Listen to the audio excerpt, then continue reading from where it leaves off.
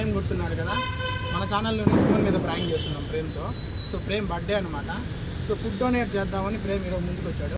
నేను ఈ video publicity కోసం ఇది కాదు, ఊరికి చేయాలనే ఉద్దేశంతో, because of birthdays and occasions, any anniversary days and ఎవరైనా ఇచ్చారంటే ఇటువంటివి కాకుండా ఎనీ టైంలో కూడా హెల్ప్ చేస్తే చాలా బాగుంటుంది. And thank you guys.